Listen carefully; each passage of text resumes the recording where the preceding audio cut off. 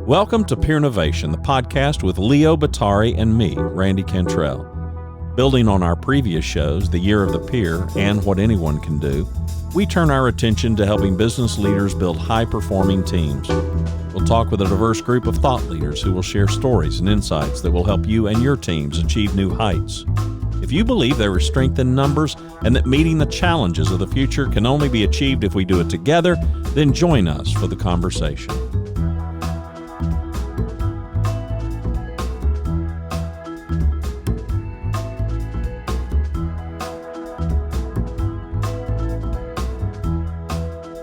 Our guest today is Jacqueline Wells.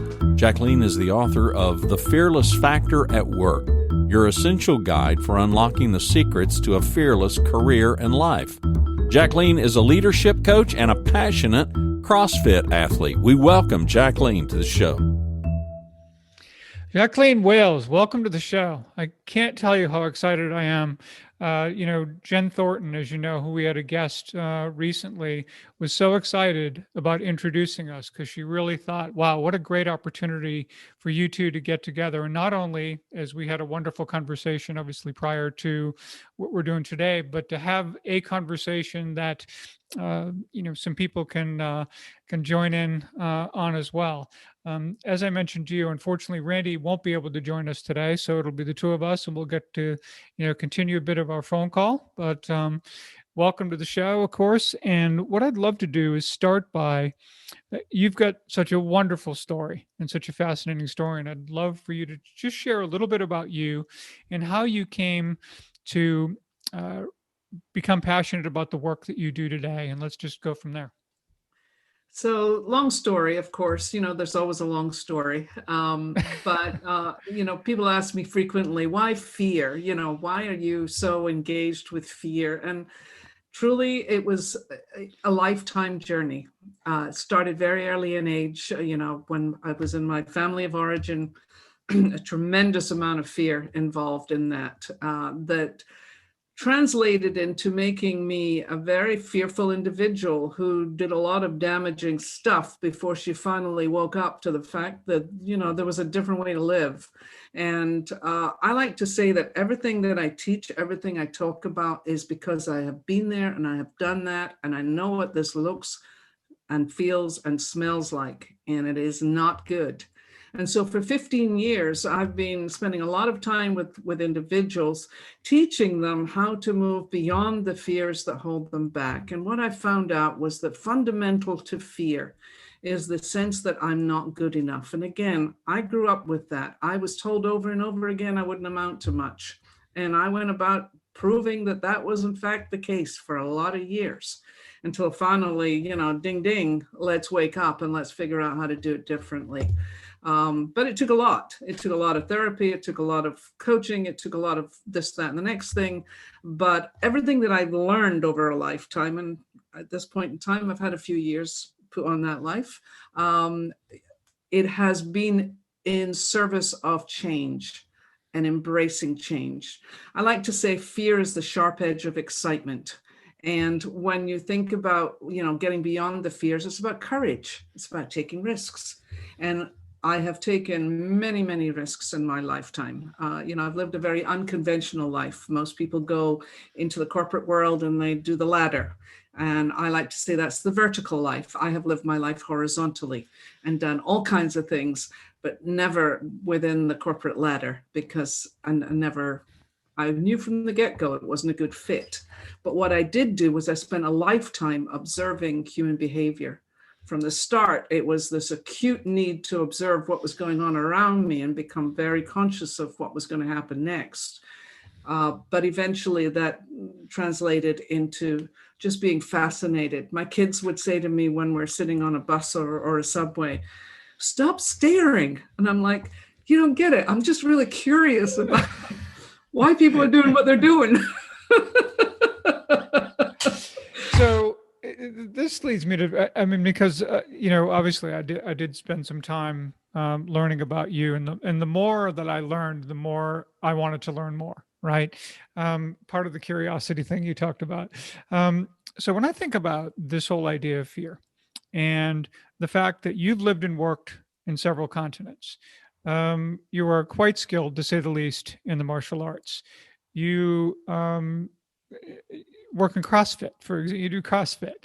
Are these things that helped you through fear, or what's the chicken or the egg here, or do they kind of work hand in hand in terms of, because most people don't in their sometime in their 40s, if I believe I'm correct, seek to earn a black belt, for example. Um, and yet, so that's a thing that's pretty daunting. And yet at the same time, I can see doing that and the whole process and discipline of that being an incredible, agent for becoming fearless in many respects. And that's, I personally, I'd love to get your comment on this. I don't think about being fearless from a standpoint of, courage is kind of isn't the absence of fear. It's obviously it's moving forward in the face of fear.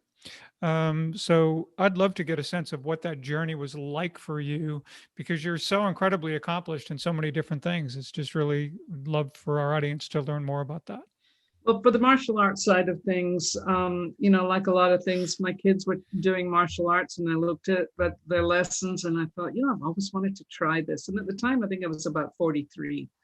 And my first lesson, it felt like it was a duck to water. It just, the discipline of it, the form of it, the energy of it. I've always been a very physical human being.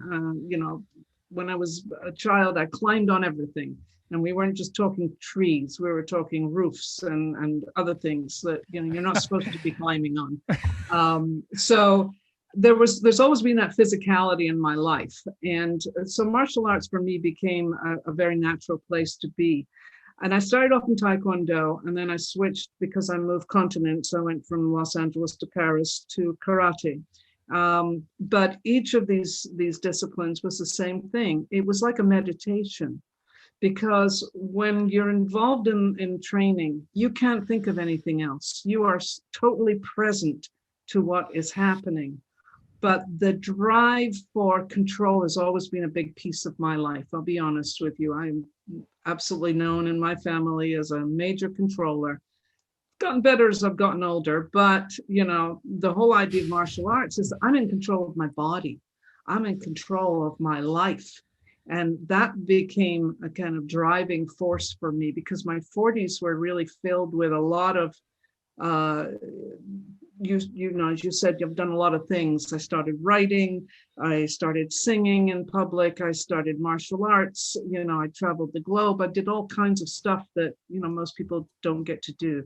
The martial arts piece, the things that I learned in martial arts apply to everything in life.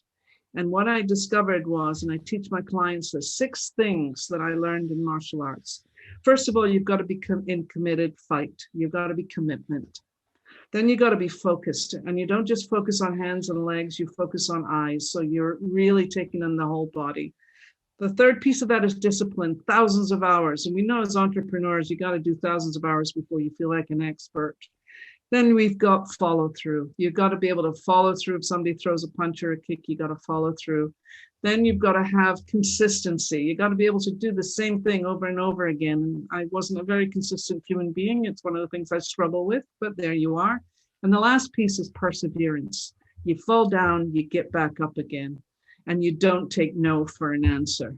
And that's really the starting point. So those 6 things of commitment, focus, discipline, follow through, consistency, and perseverance, you can apply to everything in your life. Everything, if you want to succeed. Well, and what really hit me, what struck me as you were identifying those 6 areas is how important they are, not to just us as individuals, but to great teams, right? If you want to be a great team, you got to be able to do those 6 things, and you got to be able to do them really, really well. Yeah. One of the things we had talked about, because obviously the work you do as a coach, but you also, and I know you've got some things coming up that we'll talk about later in this regard as well. But this whole idea of peers and coaching and how they can help one another. Tell us a little bit about your experiences with that and why you've come to recognize and realize how important that is. Well, you talk about in your book the me versus we conversation. And I'm an absolute believer that we can't lead and we can't be part of a high performing team unless we ourselves, the me part, is very much aware of who they are. But not only that, how do you fit within the structure of what's going on? I can't tell you the number of managers I work with where I spend most of my time coaching them on how to communicate with their teams, how to have the conversations, how to get into the ask, don't tell position, if you like. But a lot of that self-awareness that comes from knowing who you are, knowing what your strengths are, knowing what your weaknesses are, knowing where your blind spots are, which is even more important, becomes a critical issue in that team building piece. And so what I've found over the years is that small groups, and you talk about this in your book too, small groups have a much clearer focus. So those 6 elements that we just talked about, they're very hard to do in large groups. But what I've discovered is that when I have a small group put together and we have those conversations and we can get people to open up to the vision, the trust, the appreciation piece, which is really important, and the connectivity of all of them, and be willing to be candid and yet at the same time respectful of the conversations that are taking place. I think this is really what I really want to focus on and do focus on with groups. I do believe that large groups turns into a rah session. You'll give them some motivation, but they do nothing with it.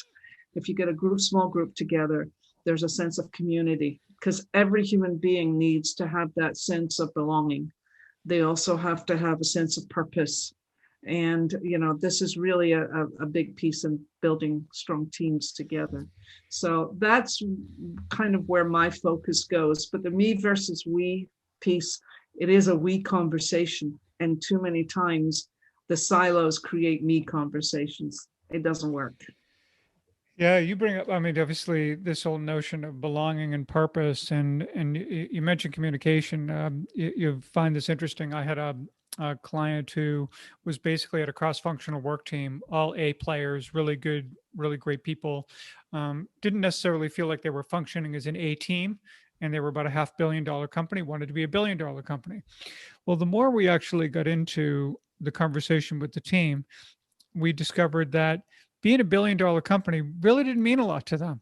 It was a number. It was like, what is it? Ego? Is it whatever? It's money we're never going to see, whatever you want to call it, right? But once we started thinking about it from the perspective, all right, well, what if we actually tapped into their purpose and why they're here?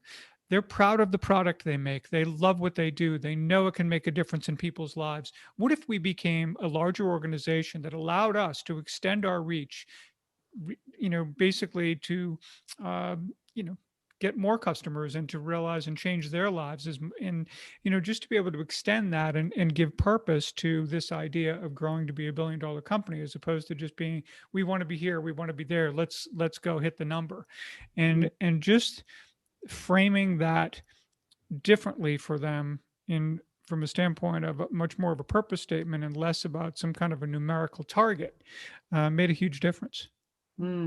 Yeah, and I think the piece that's missing also, you have 3 components, is the belonging. The piece in the middle is empowerment. You need to have this piece of allowing people to feel empowered, to have a voice, to have a participation in the process, and to feel that it's making a difference. Because, so many times within an organization, people are just pulling a paycheck. They're really not engaged. They're really not giving all they can to whatever it is. And so for me, it's about, how can I help you bring out your authenticity? How can I help you accelerate your processes and be less fearful? Because let's face it, a lot of people are afraid to speak up in the workplace. I do a lot of behavioral assessments, and what I see regularly is a lot of the aggressive defensive and passive defensive behaviors are actually driven by fear. I need to win. I need to be better than, or I need to be perfect, or I need to keep my head down and just get on with it and not have much to say, or I'm looking for approval, or I just want to follow the rules. a lot of that is based in fear, in my opinion. It's like, I don't want to take risks. If you look at people's achievement scores, they may not be as high as they could be because they don't take enough risks, because they're not stepping up, because they're not having a voice in the conversation that knows it's safe. And we both know psychological safety is critical in order to build a culture of understanding and improvement. Do we get so focused on the consequences? When I was hearing you talk about we need to win, we need to, and in my head I was hearing we need to win or else, we need to do this or else. We start getting worried about consequences to the point where it becomes a self-fulfilling prophecy, right? And it seems to feed this idea that people have talked about obviously for centuries and decades, which is we are oftentimes far more fearful of success than we are of failure. We talk about it in terms of being fear of failure, but we're really, when you get right down to it, oftentimes, really fearful of what comes with actually achieving, right? Well, I think that, I've often defined it as failure and success are two sides of the same coin. That Sure. if I ask people what's your greatest fear, I will frequently hear failure. And of course, my response to that is, well, we're all failing our way to success. So, get with it.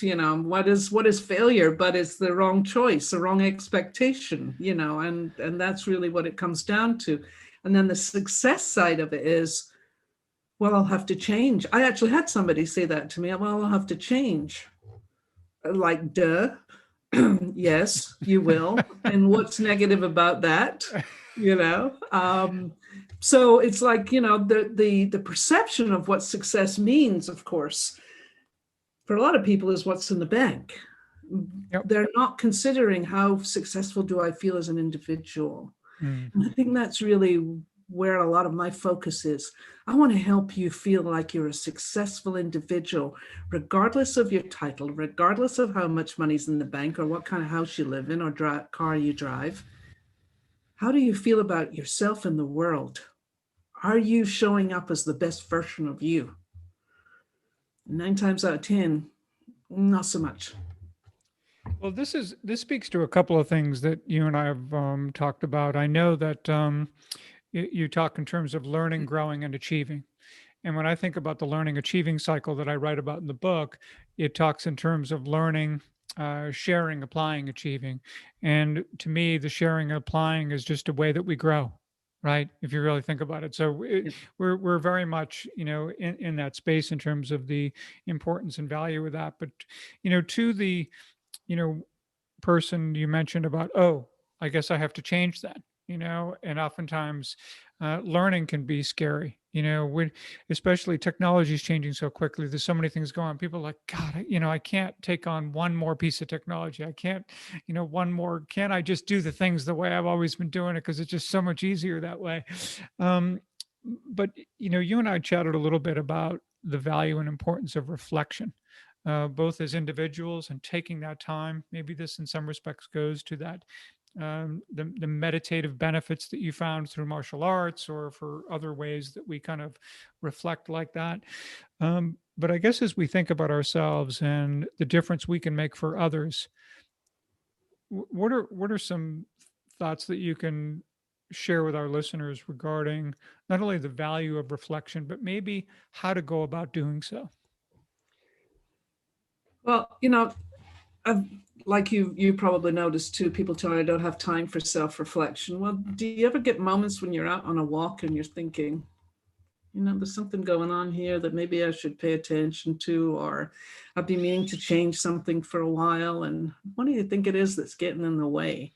A lot of people journal as a way of self-reflection, and I've found that the journaling process doesn't work for everybody because it's time-consuming and a little bit laborious for some. So even taking once a quarter to sit down and write down, what are my goals? What do I want to achieve? What are the obstacles that are getting in my way right now? Where would I want to start making some changes? These are all self-reflective questions. I mean, my books are both the Fearless Factor and the Fearless Factor work are designed to give people the opportunity to reflect on how's your life working out for you so far, and taking it through these different aspects of self-awareness and communication, fears, and so forth. I call it deep dive for a reason, because I'm not looking for surface answers. I had one teacher many years ago who said, it's not enough to ask about the why. And Simon Sinek makes a big thing about the why. We got to know the why. What I discovered was, what about that matters is an even deeper question than why. That's why we can kind of, spin that one out as far as you want to go. But what about that matters? And that came about when I was writing my first book, When the Crow Sings, which is a semi-autobiographical novel set in Scotland. Well, that to me, when I first saw that your first book was a novel, I said that may be the scariest thing ever to have to go into that, because that's a whole different ballgame than writing a nonfiction book. So it definitely is. And that took me 12 years to write, by the way, because there was constant iterations of it. But eventually I hired somebody called a story coach, and he wasn't there to write the book for me, but he was there to help me with the focus on the different parts of it. And he was a screenwriter. So every time I'd write a scene, he'd say to me, so what about that matters? And it was about the characters and about the situations that the characters found themselves in. And that for me was such a profound lesson for everything that I do.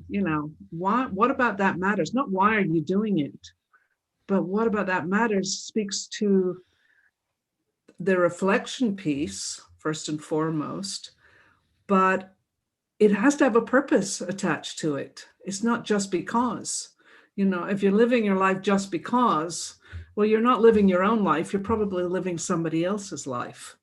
And so, my retort for that is, are you going to be the author of your own life, or are you going to live in someone else's epic novel?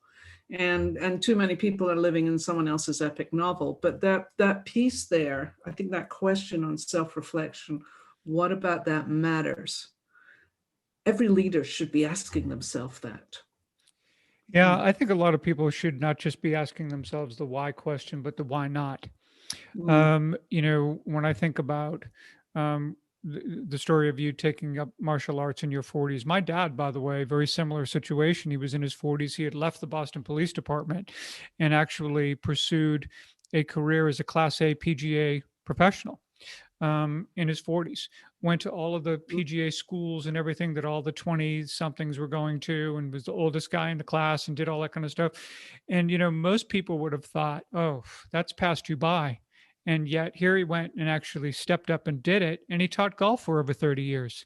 And he'll be back he's retired for a little while. And now he's going to go back teaching a little bit again this summer, but loved it. It changed the entire trajectory of his life, because sometimes you can just ask the why not question. It's like, well, why can't I do that? What makes it so out of reach for me right now to just, so I think if you want to learn how to play an instrument, you want to take up a sport, you want to change your career, why not? It speaks to something that I talk about, which is not about age, it's about attitude, and having the right attitude is really that why not piece. I did stuff in my life that people look at and go, I wouldn't even dream of thinking of going there. I was 49 years old when I took my black belt. I was 53 years old when I started coaching. So that just gives you an idea of the number of years on me at this point in time. But, the fact of the matter is, you're never too old to do whatever it is that drives your passion. We're in our prime,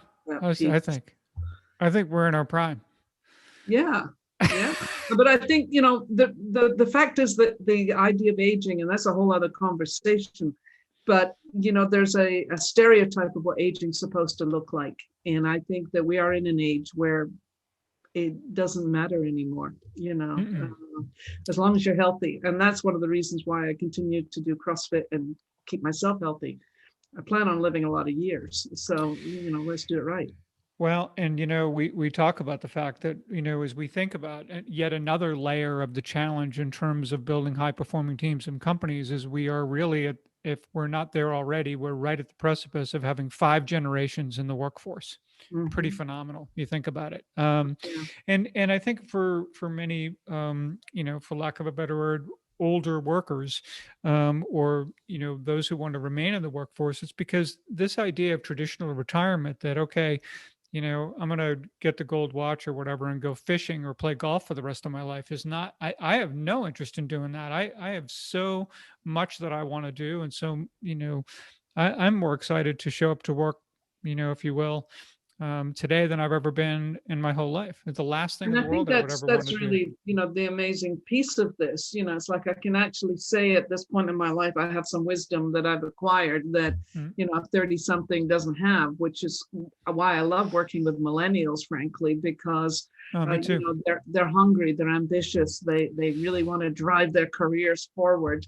So for me, it's like, well, let's get you set up properly. If you're going to be a leader, let's get you focused on what a good leader, a great leader looks like, and give you the skills and the insights. And of course, we know there's too many companies who don't give people the opportunity to really develop themselves to the fullest, by seeking an outside source that, can offer wisdom and experience and all kinds of things to help with that process. But I think it's an exciting time to be living in, frankly. My parents were dead by the time they were in their 60s. And Mine too. I look at it Oh, now man. and I go, geez, I've got friends who are heading towards 100 and they're still thriving. Yeah, it was my grandparents actually who both died right around the age of 60. And, it's kind of hard to imagine. But, what's interesting too is when I look at photos of my grandparents, and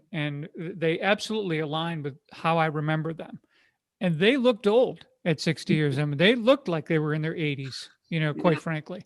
And I yeah. think we do a lot better job of taking care of ourselves, taking care of our minds, taking care of our bodies, and whatever our nutrition. I think there's a lot But the difference that between we've got then and going too. now is that we have a lot more information to tap into. We Sure. have a lot more visibility of what good health and good living looks like. You bet. And, both of us are proponents of, if we can be well situated in the mind, knowing who we are and translating that through our bodies and taking care of our bodies, we know that works.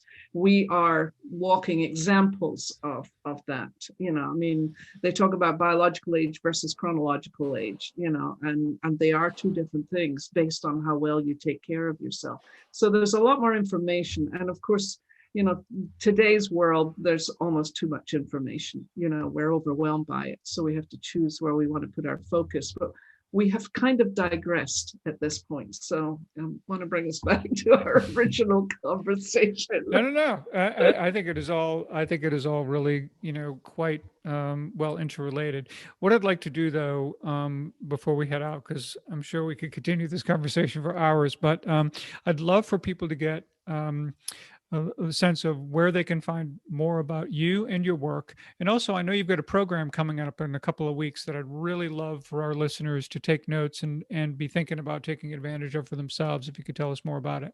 Thank you. So I'll start with the 6-week program. I call it the Accelerated Fearless Program because what we've discovered is that 6 weeks of amazing self-reflective content together with individualized coaching and group coaching accelerates change remarkably. People are having amazing breakthroughs, understanding where they get in their own way, and developing some insights into how I can do things better. We look at limiting beliefs. We look at your communication skills. We look at a whole lot of stuff. It's amazing, packed in for 6 weeks of stuff. And of course, it's just the beginning because we know behavior change takes a while. We don't get to it overnight, but at least open people up to the idea of, I can do it differently. I can think differently. I can take different actions. So that's really the kind of overarching focus of this 6-week program that starts on January 26th. Right now, it's for senior professional women. I carefully curate the cohorts. So because I think it's really important in peer-to-peer situations that you've got people who are more or less, equal, different, but equal. Sure. So that's the 6-week program that starts on the 26th. And if anybody's listening and wants to know more, they can go to my website, which is thefearlessfactoratwork.com. And there's lots of information on there under the services tab that will give you some insights into that. It's by application only, simply because this is not for everybody, and I want to make sure that people are well matched. So that's a big deal right there. And then, of course, the book's available on Amazon, The Fearless Factor at Work. So that's pretty much it. Yeah. Well, that's quite a bit, actually, and a lot of value there. And I hope that you not only visit the website, but you take a look at that program and find out if it's right for you. But in the meantime, Jacqueline, thank you so much. Again, thanks to Jen Thornton for introducing us. Look forward to staying in touch, and hopefully we'll get together again soon. Thank you, Leo. My pleasure.